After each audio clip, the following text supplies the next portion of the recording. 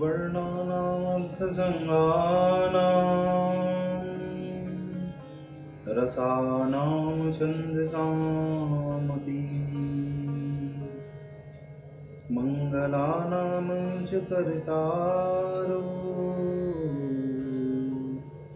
वन्दे वाणी विनायको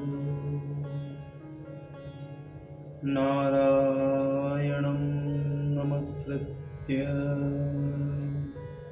नरं चैव नरोत्तमम् देवीं सरस्वतीं व्यासं ततो जयमुदीरयेत् गुरुर्ब्रह्मा गुरुर्विष्णु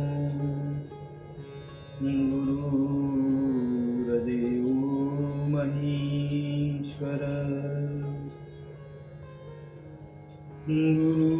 गुरुर्साक्षात् परब्रह्म तस्मै श्री गुरुवे नमः। बोलिए सियावर रामचंद्र भगवान की जय। राधावर कृष्ण कन्हैया लाल भगवान की जय। उमा महेश्वर भगवान की जय। गायत्री ब्रह्मदेव भगवान की जय। सद्गुरु भगवान की जय। मात पिता गुरुदेव की जय। समस्त संतगण भगवान की जय। समस्त भक्तगण भगवान की जय। ओम नमः पार्वती पतये हर हर महादेव।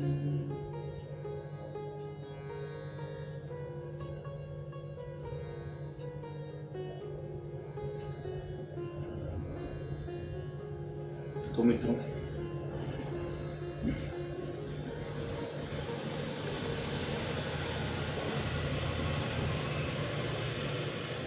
हम सभी ने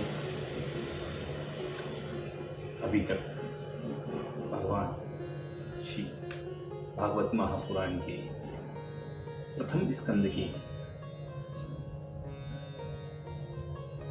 कथा को श्रवण करते आ रहे हैं। अब हम प्रथम स्कंद में आगे की कथा को श्रवण करेंगे, पठन करेंगे। आप सभी श्रेष्ठ उत्तम रसिक जनों को, श्रोतागणों को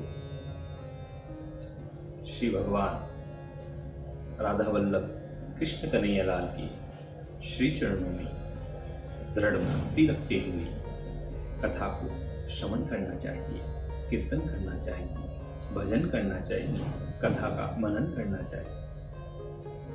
इसी क्रम में श्रीमद् भागवत कथा के प्रथम स्कंद के 9वें अध्याय की ओर कथा को अग्रसर करते हैं। तो कहते हैं कि कहो 9वें अध्याय में भीष्म कृष्ण संवाद। राज्य युधिष्ठिर को दियो मेटो सकल विषाद। मेटो सकल विषाद। तो सूत जी कहते हैं कि हे ऋषि राजों, युधिष्ठिर प्रजा के द्रोह से भयभीत हो गए। सब धर्म की जानने की इच्छा करके जहाँ भीष्म पितामह कुरुक्षेत्र में वाणों की सैया पर सो रहे थे, उनके पास आए और सब भाई सर्वभूषण भूषित घोड़ों के रथों पर आरूढ़ होकर भीष्म पिता के निकट पहुँचे। और उसी समय व्यास जी, धौम्य, कृपाचार्य आदि ऋषिवर भी वहां आ गए। हे शौनक, अर्जुन और द्रौपदी को अपने साथ लिए रथ पर बैठे भगवान इस प्रकार शोभित हुए जैसे यक्षों सहित कुबेर शोभा पाते हों। स्वर्ग से मानो कोई देवता गिर पड़ा हो, इस प्रकार पृथ्वी पर पड़े भीष्म पितामह को सब भृत्य पांडव और श्री कृष्णचंद्र ने प्रणाम किया। वहां हे सतम, देवर्षि, ब्रह्म ऋषि, राजर्षि भीष्म पितामह के देखने को आए थे। पर्वत मुनि, नारद मुनि, धौम्य, भगवान बादरायण जी, बृहदश्वर, भरद्वाज, शिष्य सहित परशुराम जी भी वहां आए।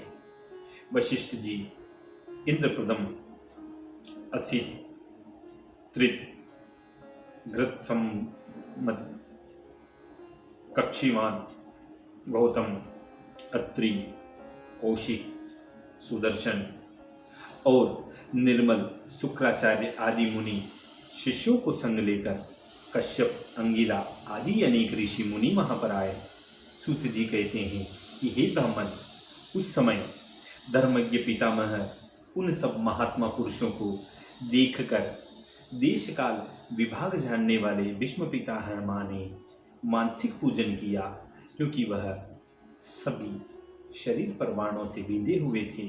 उन्होंने उन सभी का मानसिक पूजन किया। जगदीश्वर, हृदय निवासी, अपनी माया से जिन्होंने विग्रह धारण किया था, सिंहासन पर विराजमान श्री कृष्णचंद्र का भगवत के प्रभाव जानने वाले भीष्म पिता ने मानसिक पूजन किया। विनय स्नेह से मग्न समीप बैठे नेत्रों में जल भरकर पांडु पुत्रों से प्रीति सनी वाणी से भीष्म पिता बोलते हैं कि महाकष्ट है, बड़ा अन्याय है। हे मेरे धर्मपुत्रों, ब्राह्मण धर्म भगवान की आश्रित होकर भी कलेश से जीते हो। देखिए, यहाँ पर एक शंका है। शंका यह है कि भीष्म पिता को ज्ञानियों के समान मुनि लोग महात्मा कहा करते थे। भीष्म पिता बहुत ज्ञानीवान थे, बहुत वीर थे। वह भीष्म जी मूर्खों के समान खोटे वचन पांडवों को क्यों कहते थे, कहने लगे। तो यह यहाँ पर शंका है। तो उसके उत्तर में कहते हैं कि भीष्म जी ने पांडवों को बड़ा उत्तम, बड़ा अभिमानी जानकर उनके ऊपर कृपा करके उनका अभिमान दूर करने के लिए इसी क्रूर वचन उनको कहे थे। इस प्रकार समझना चाहिए। भीष्म जी बहुत विद्वान व्यक्ति थे। तो इस प्रकार भीष्म पिता ने अपने उन पुत्रों को रण में जीतने की अहंकार, अभिमान को दूर करने के लिए इस प्रकार के वचन कहे थे, और इसमें कोई कारण नहीं है। फिर आगे कहते हैं कि महारथी राजा पांडु की मरे पीछे बालक जिनकी संतान ऐसे वधु कुंती ने तुम्हारे लिए बड़ा कलेश भोगा है। जो आपको अप्रिय है वह सब यह समय की ही बात हुई समझो। काल वह है कि जिसके वश में सब लोग रहते हैं, जैसे मेघपंती पवन के वश में रहती हैं। जहाँ धर्मपुत्र युधिष्ठिर भीमसेन गदाधारी, जहाँ अर्जुन से गांडवी धनुषधारी, श्री कृष्ण से मित्र हो, महाशाली द्रौपदी सी पतिव्रता स्त्री हो, वहां भी विपत्ति पड़ जाए। हे युधिष्ठिर, मुझको पूर्ण विश्वास है कि बिना परमात्मा की इच्छा के कोई कार्य नहीं होता है। उसकी अपार महिमा कोई नहीं जान सकता। जिसके जानने की इच्छा करके बड़े बड़े कवि लोग भी मोह को प्राप्त हो जाते हैं। हे युधिष्ठिर, यह संसार के दुख सुख देवाधीन ही हैं। हे नाथ, हे प्रभु, उनके अनुवर्ती जो आप हो, कौन? तो श्री कृष्ण। उनके अनुवर्ती जो आप हो, तो इस अनाथ प्रजा का तुम पालन करो। कृष्ण से भीष्म पितामह उनकी ओर देखकर कहते हैं कि आप इस जो प्रजा है उसके अनुवर्ती बन जाएं, इस प्रजा को पालिए। यह साक्षात भगवान आद्य नारायण पुरुष हैं। माया से लोक को मोहित करके वृष्णियों में छिपकर विचरते हैं। भीष्म पितामह अपने उस पुत्र युधिष्ठिर को कह रहे हैं कि ये जो कृष्ण खड़े हैं यह हर किसी की आत्मा में बसे हुए हैं, इनको पहचानो। इनका प्रभाव जो छिपा हुआ है उसको महादेव जी जानते हैं, वाह देव ऋषि नारद जी और साक्षात कपिल देव जी जानते हैं। अज्ञान से जिनको तुम मामा का पुत्र, परम मित्र, सुहृदुतम मानते हो, अपना सुख दुख का कारण मानते हो, जिन्होंने तुम्हारा मंत्रीपना किया, तुम्हारे दूत बने, तुम्हारे प्यारे हितकारी बने, तुम्हारे सारथी बने हैं, वही सर्वात्मा समदृष्टि वाला, जिनके समान कोई नहीं है, जिनको अहंकार नहीं है, रागादि आदि जिनमें कलेश लेश मात्र भी, ऐसे ईश्वर को नीच उच्च कर्म करना यह हमारे योग्य है। यह बात हमारे योग्य नहीं है। यह बुद्धि की विषमता परमेश्वर में नहीं है। हे राजा युधिष्ठिर, यद्यपि परमेश्वर में यह बात है तो भी जो उनके एकांत में ध्यान करने वाले भक्त हैं उन पर दया ही करते हैं। वह उनकी बड़ाई और अपने भाग्य की बड़ाई कहाँ तक करूँ मैं। देखो, जो मेरे प्राण त्यागने के समय श्री कृष्णचंद्र ने आकर मुझे दर्शन दे दिया है।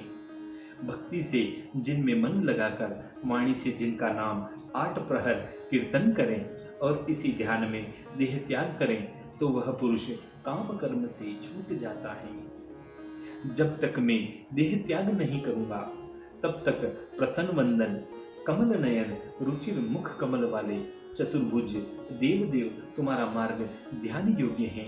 मेरे सम्मुख दर्शन देते रहो। वह भीष्म पितामह उस कृष्णचंद्र जी से कह रहे कि हे नाथ, अब मेरी अंतिम घड़ी की ओर मैं जाना चाहता हूँ, आप मुझे दर्शन देते रहो। तब सूत जी कहते हैं कि वाणों की शैया पर पड़े हुए भीष्म पिता की यह वाणी सुनकर युधिष्ठिर सब ऋषियों के मध्य में अनेक धर्म बूझने लगते हैं, जो धर्म पुरुष के स्वभाव के योग्य हैं। वर्णों के धर्म, आश्रमों के धर्म, वैराग्य, राग, उपाधियों के धर्म, वेदोक्त प्रवृत्ति मार्ग, निर्वृत्ति मार्ग, दान धर्म, राज धर्म, मोक्ष धर्म, स्त्रियों के धर्म, भगवत धर्म, संक्षेप से विस्तार से अलग अलग वह युधिष्ठिर अपने पितामह उन भीष्म पितामह को सुनाने लगते हैं। जब भीष्म पितामह ने कहा कि जो कोई धर्मात्मा, इस धर्म का जानने वाला मनुष्य बैठा हो और उस सभा में कोई अधर्मी अधर्म करना चाहे तो धर्मात्मा पुरुष को उचित है कि उस पापी को पाप कर्म से बरजने लग जाए। कदाचित वह वर्जित करने की योग्य न हो और सामर्थ्य भी नहीं रखता हो तो उस सभा से उठकर उसको चला जाना चाहिए, उस सभा को उसे छोड़ देना चाहिए। भीष्म पितामह का यह वचन सुनकर द्रौपदी राजा युधिष्ठिर और अर्जुन की ओर देखकर हंसती हैं और फिर अत्यंत लज्जित होकर कहती हैं, देखो, राजा दुर्योधन की सभा में भीष्म पितामह के सम्मुख अधर्म से मेरी दुर्दशा हुई थी और दुशासन ने मुझको नग्न करने के लिए मेरा वस्त्र खींचा था। राजा दुर्योधन ने मुझे अपनी जांग पर बैठाने का उद्योग किया था और सब सभा मेरा उपहास करने के लिए उस समय वहीं उपस्थित थी। उस समय मेरी महादुर्दशा होने पर मुझ पापिन के पापी प्राण भी नहीं निकले और मैं इतने पर भी अपना मुख तुम लोगों को यहाँ दिखा रही हूँ। ऐसे जीवन से तो मरना ही भला था, परंतु क्या करें, परमेश्वर की इच्छा किसी के वश नहीं है। मेरे भाग्य में ऐसा ही लिखा था। यदि उस विपत्ति में द्वारकापति मेरी लाज नहीं रखते तो सब धर्म डूब जाते। तब भीष्म पिता ने द्रौपदी को उदास और मन मलिन देखते ही उनके अंतःकरण की बात अपने ज्ञान से जानकर कहा कि हे पुत्री। भीष्म पिता ने उस द्रौपदी के मन की सब बात जान ली और अपनी उस पुत्र वधू से कहते हैं कि हे पुत्री, तुम अपने मन में कुछ भी सोच संकोच मत करो। यह धिक्कार मेरे ऊपर है, क्योंकि जिस समय यह महान अन्याय अन्याय वहां पर हो रहा था। उस समय मैं वहीं पर था, परंतु मेरे मन में तब यह ज्ञान नहीं आया था। इस कारण हे मेरी बेटी, मेरा अपराध तुम क्षमा कर दो। परमात्मा की इच्छा इसी भांति समझो, जो परमेश्वर को करना होता है उसका उसी प्रकार बानक बन जाता है। किसी की चतुराई वहां पर नहीं चलती। इसका एक कारण और भी है, वह मैं तुमसे कहता हूं। कोई भी मनुष्य कैसा ही चतुर और ज्ञानी क्यों न हो, परंतु अधर्मी की संगत से उसका धर्म, कर्म, उसका ज्ञान, उसका ध्यान सब कुछ नष्ट हो जाता है और समय पर काम नहीं आता। जो कोई अधर्मी का अन्न भोजन करता है उसकी बुद्धि उसी के समान हो जाती है। मैंने उन दिनों दुर्योधन अधर्मी का अन्न भोजन किया था। इस कारण मुझको उस समय धर्म अधर्म का कुछ भी ज्ञान नहीं रहा और मेरी बुद्धि भ्रष्ट हो गई थी। अब मुझको 1 महीना 26 दिन अन्न जल छोड़े हुए हो गया है और इस वाणों की सैया पर मैं सो रहा हूँ। इसलिए अब मेरे शरीर से दुर्योधन के दुराचार के अन्न का विकार और उसके संग का प्रभाव निवृत्त हो गया है। तो अब मुझे इस बात का विचार आ रहा है कि मैंने भी अत्याचारियों के साथ रहकर अत्याचार ही किया है। हे पुत्री, हे द्रौपदी, इस बात पर मुझको एक दृष्टांत महाभारत का स्मरण हुआ है। भीष्म पिता को एक दृष्टांत याद आता है और वह सुनाते हैं और कहते हैं कि हे पुत्री सुनो, त्रेता युग में राजा शिबी के राज्य में एक बड़े महात्मा परमहंस पुरुष रहते थे। वे बड़े धर्मात्मा और ज्ञानवान थे। राजा उनकी सेवा तन मन से किया करते थे। उस राजा के नगर में एक ब्राह्मण ने अपनी कन्या का आभूषण किसी सुनार को बनाने के लिए दिया। उस सुनार ने सुवर्ण को बदल लिया और पीतल का गहना बनाकर ऊपर से सोना चढ़ाकर ब्राह्मण को दे दिया। उस ब्राह्मण ने बिना दिखाए भलाए वह गहना अपनी पुत्री को पहना दिया। वह लड़की उस आभूषण को पहनकर अपनी ससुराल को चली गई। उसका पति चतुर था, पीतल का गहना देखकर अत्यंत क्रोधित हुआ और उस लड़की को पिता के घर पहुंचा दिया। तब वह ब्राह्मण बहुत दुख मानकर राजा शिबी के समीप गया और उन राजा से निवेदन पत्र दिया, अपना सब वृतांत बता दिया कि मेरे साथ धोखा हुआ है। तब राजा शिबी ने उस ब्राह्मण की बात सुनकर सुनार को पकड़कर बुलवा लिया और उसको अपराधी समझकर सब उसका धन लुटवा दिया और भंडार में मंगवा लिया। उसको कारागार में भिजवा दिया। उसी अन्न का भोजन परमहंस ने भी किया। उस सुनार का अन्न खाने से परमहंस की बुद्धि भ्रष्ट हो गई और रानी का रत्न जटित हार चुरा लिया और अलग किसी गुप्त स्थान में जा छिप गए। अन्न जल भी 3 दिन तक उनको नहीं प्राप्त हुआ। तब तो उपवास करने से सुनार के अन्न का विकार उनके उदर से जाता रहा। फिर ज्ञान हुआ तो समझा कि मैंने बड़ा अन्याय किया है, जो रानी का हार चुरा लिया। यह समझकर राजा के सन्मुख जाकर कहा कि मैंने बड़ा पाप किया है, इस पाप के बदले मुझको नरक भोगना पड़ेगा, इसलिए अपने कर्म का दंड इसी देह से भोग लेना उचित समझता हूँ, जिससे परलोक की चिंता नहीं रहे। इस कारण हे पृथ्वीनाथ, हे राजा शिबी, इस पाप के बदले मैं मेरे दोनों हाथ कटवाना चाहता हूँ। आप मेरे हाथ कटवा दीजिए। मैं अपने अधर्म का दंड इसी जन्म में भोग लूंगा। न जाने परलोक में मेरी क्या दशा होगी। यह बात सुनते ही राजा ने उदास होकर पंडित और ज्ञानियों को बुलवाया और पूछा कि क्या कारण है जो परमहंस का चित्त उस दिन ऐसा बदल गया था कि इन्होंने मेरी रानी का हार चुराया है और अब स्वयं ही उस हार को लेकर मेरे पास आकर कहते हैं कि मेरे हाथ कटवा दो। ब्राह्मणों ने अपनी विद्या के विचार से कहा कि हे भूपालमणि, हे राजा, जिस दिन परमहंस ने चोरी की थी उस दिन किसी पापी का अन्न खाने से परमहंस की यह गति हो गई है। राजा ने पूछा तो विदित हुआ कि उसी सुनार अधर्मी का अन्न खाने से परमहंस की बुद्धि बदल गई थी। सुनार को बुलाकर पूछा कि तूने पीतल पर सोना कैसे चढ़ाया। उसने कहा कि एक घातक ने किसी के बालक को मारकर उसका गहना मेरे हाथ बेचा। उस धान्य के खाने से मैं मतिहीन हो गया।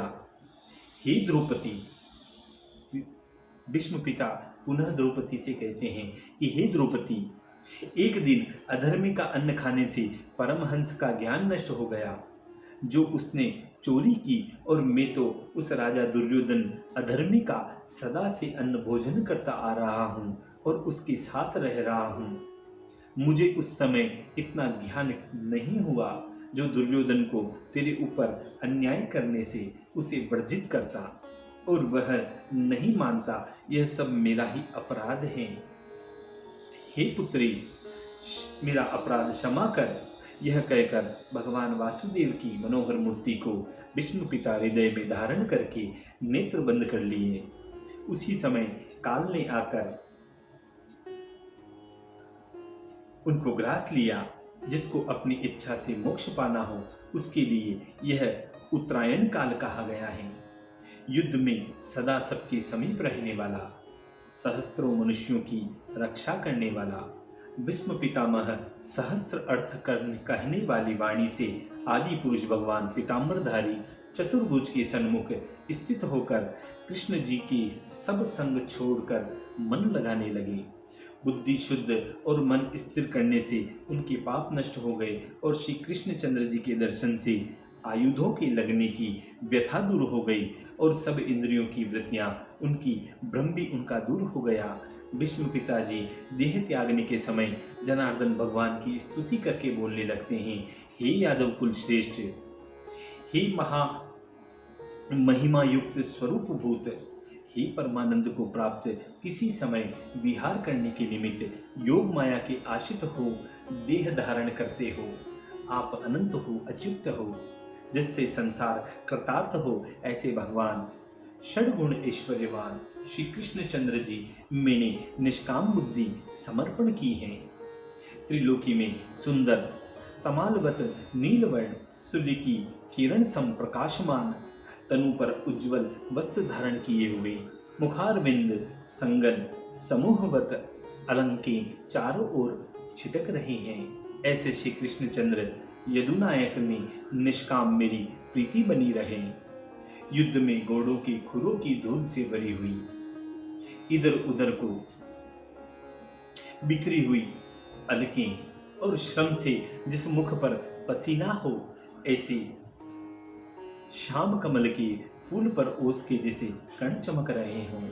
अपने महाकठिन पेने वाणों से जिसकी देह मैंने वेदन कर डाली, ऐसे शोभायमान कवचधारी श्री कृष्ण चंद्र में मेरी बुद्धि लगे। अर्जुन का वचन सुनकर शीघ्र अपने रथ को कौरवों की सेना में खड़ा करके शत्रुओं के सेनापतियों की आयु छीनकर यह भीष्म, यह द्रोण, यह कर्ण ऐसे उंगली दिखाने के बहाने से सबकी आयु खींचकर अर्जुन की आपने जय कराई है।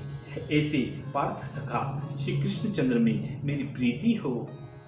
दूर खड़ी सेना का मुख देख मोहित खिन्न अर्जुन की कुमति को आध्यात्मिक विद्या गीता शास्त्र का उपदेश देकर दूर किया। ऐसे श्री कृष्ण की मनोहर मूर्ति मेरे नेत्रों में बसी रहे। हे नाथ, आप अपने भक्तों का ऐसा वचन प्रतिपालन करते हैं कि जब महाभारत भी नहीं हुआ था तो आपने प्रतिज्ञा की थी कि हम बिना शस्त्र धारण किए केवल पांडवों की सहायता करेंगे, और इधर मैंने भी प्रण किया था कि जो मैं भीष्म पितामह हूं तो आपको संग्राम में व्याकुल करके तुम्हारी प्रतिज्ञा छुड़ाकर एक बार आपको शस्त्र ग्रहण करा दूंगा। आपने भक्त भाव की रीति से बड़ी मेरे भक्त की रीति रखने के लिए सोचा कि मेरी प्रतिज्ञा छूट जाए तो छूट जाए, परंतु मेरे भक्त की प्रतिज्ञा नहीं छूटे, क्योंकि जब भक्त की प्रतिज्ञा छूट गई तो फिर कोई भक्त पूर्ण प्रतिज्ञा नहीं करेगा और भक्ति संसार से उठ जाएगी। यह समझकर अपनी प्रतिज्ञा आपने छोड़ दी और मैंने अपना प्रण पूरा करने के लिए अर्जुन के रथ का चक्र तोड़कर घोड़े का घात किया और उसके रथ की ध्वजा तोड़कर धनुष को काट कर गिरा दिया। तब आप अत्यंत क्रोधित होकर उसी रथ का चक्र उठाकर मुझे मारने के लिए मेरे पीछे दौड़े थे। उस समय दुपट्टे के से शोभायमान दिखाई देते थे, जैसे शाम घटा में चपला चमक जाती हैं। जब आप दौड़ते दौड़ते व्याकुल हो गए, उस समय आपका पीताम्बर पृथ्वी पर गिर पड़ा था। उसके गिरने से यह अभिप्राय था कि जब आपने अपनी प्रतिज्ञा त्याग कर शस्त्र धारण किया, तब पृथ्वी का हृदय कांपने लगा था कि श्री कृष्णचंद्र भगवान ने तो भूमि का भार उतारने के लिए संसार में अवतार लिया है, कहीं वे भी अपनी प्रतिज्ञा न छोड़ दें। मेदिनी के मन का भाव जानकर उसका संशय मिटाने के लिए अपना उपरना धरनी पर आपने गिरा दिया और यह कहा कि हे वसुदे, धैर्य धारण कर शोकाकुल मत हो। मैंने अपने भक्त की प्रतिज्ञा करने के लिए अपना प्रण छोड़ा है, परंतु तेरा भार अवश्य उतारूंगा। तू किसी प्रकार का संदेह मत कर। हे वसुमती, जब तेरे मन में विस्मय हुआ, तब मैंने उसी समय तुझको धैर्य देने के लिए अपना पीताम्बर तुझको सौंप दिया था कि जब तक तेरा भार नहीं उतरेगा, तब तक मेरा उपरना अपने पास रखा रहने दे। ऐसे पृथ्वी को धैर्य देने वाले मदन मोहन में मेरी रुचि सदैव बनी रहे। मुझ आताताई के तीक्ष्ण बाणों से आपका कवच भग्न होकर शरीर से रुधिर निकलने लगा।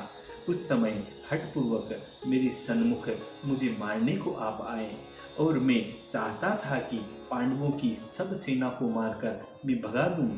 तब आप मेरे रथ के चारों ओर आकर अनेक अनेक प्रकार के रूप आपने मुझको दिखाए थे, जिन रूपों को देख देख कर मेरे मन में भ्रांति होती थी। इनमें कौन रूप सत्य है, कौन सा माया का है। तुम बाणों की चोट सहकर मेरी सराहना करते थे। जब मैं उन बातों को स्मरण करता हूँ तो आपके सन्मुख मेरा मुख नहीं होता। आपने मेरे अपराध पर कुछ भी ध्यान नहीं किया और मरते समय मुझको आकर आप दर्शन देते हो। हे घनश्याम, हे कृष्ण, यही श्याम रूप मेरे नेत्रों में सदैव बसा रहे। अर्जुन के रथ रूप कुटुंब में कोड़ा लिए, घोड़े की पचरंगी बागडोर पकड़े हुए, सारथीपन की शोभा धारण किए हुए, दर्शनीय भगवान में मुझ मरणशील व्यक्ति की प्रीति हो, जो आपके दर्शन करते करते युद्ध में मरे हैं, वे आपके स्वरूप को प्राप्त हुए हैं। ललित मति विलास, मनोहर हास्य युक्त नम्र विलोकन, श्री कृष्ण के चरित्रों का अनुष्ठान करने वाली मदमत गोप वधू भी जिनके स्वरूप को प्राप्त हो गई। राजा युधिष्ठिर के राजसू यज्ञ में अनेक मुनिगण नृपति समूह के समक्ष जिनकी सबसे पहले पूजा हुई है, आज मेरा धन्य भाग है कि वे दर्शन योग्य श्री कृष्णचंद्र मेरी दृष्टि के सन्मुख आकर प्रकट हुए हैं। अपने रचे हुए शरीरधारियों के हृदय में विराजमान हैं। जन्म रहित, मोह रहित मैं उनकी शरणागत हूँ। जैसे सब प्राणियों की दृष्टियों में एक सूर्य अनेक घटों में दिखाई देता है, ऐसे एक ईश्वर जीवों के शरीर में वेद से अनेक दृष्टि आते हैं। तब सूत जी कहते हैं कि हे ऋषिगणों, भगवान कृष्ण में मन वाणी दृष्टि की वृत्तियों सहित जीवात्मा को लगाकर विष्णु पिता ने अंतः श्वास उपराम को प्राप्त हो गए। भीष्म जी को उपाधि रहित ब्रह्म में लीन जानकर जैसे संध्या समय सब पक्षी चुप हो जाते हैं, ऐसे वहां सब खड़े हुए व्यक्ति चुप हो गए। देवता मनुष्यों के बजाए हुए बाजे बजे, राजाओं में साधु प्रशंसा करने लगे, आकाश में फूलों की वर्षा हुई। हे शौनक मुनि, विष्णु पिता कभी दाह क्रिया करके युधिष्ठिर एक घड़ी शोक से अपने मन में बहुत दुखी भी हुए। उस समय श्री कृष्णचंद्र ने पांडवों को बहुत समझाया, सांत्वना दी कि जैसी मृत्यु संसार में विष्णु जी की हुई है, ऐसी मृत्यु दूसरे की होनी बहुत दुर्लभ है। संसार में जिसने शरीर धारण किया है वह अवश्य ही एक दिन काल कवल होगा, एक दिन उसे मृत्यु अवश्य ग्रस लेगी। इसलिए इन भीष्म जी के मरने का सोच करना व्यर्थ है। जो कोई संसार में नरतनु पाकर माया मोह में लिप्त रहे हैं और परमात्मा से विमुख रहकर कलह कलेश में अपने दिन व्यतीत कर रहे हैं और अपना तनु त्याग करें, वह नरक में वास करके कष्ट भोगेगा। और वह भीष्म पिता ने तो संसार की भक्ति पूर्वक धर्म संयुक्त रहकर तनु त्याग किया है। इसलिए इन भीष्म पिता के मरने का क्या शोक संताप कर रहे हो? आप तो चतुर और ज्ञानी हो, अधिक समझाना तो मूर्खों को चाहिए। यह बात सुनकर युधिष्ठिर ने अपने मन को धैर्य दिया। उस समय सब मुनियों ने प्रसन्न होकर गुप्त नामों से श्री कृष्ण चंद्र की अनेकों प्रकार से स्तुति की और श्री कृष्ण की मनोहर मूर्ति हृदय में धारण करके सब मुनीश्वर अपने अपने आश्रमों को लौट गए। तब श्री यदुनाथ समेत युधिष्ठिर ने हस्तिनापुर में जाकर धृतराष्ट्र सहित तपस्विनी गांधारी को शांत किया। धृतराष्ट्र और वासुदेव ने राजा युधिष्ठिर की सराहना की और समर्थ राजा युधिष्ठिर प्रसन्न होकर धर्म कर्म से अपने परदादा की राजगद्दी पर बैठकर धर्म राज्य करने लगे। इसी के साथ यहाँ पर श्रीमद् भागवत महापुराण की प्रथम स्कंद के 90वें अध्याय का पूर्ण होता है। बोलिए श्री कृष्ण कन्हैया लाल भगवान की जय।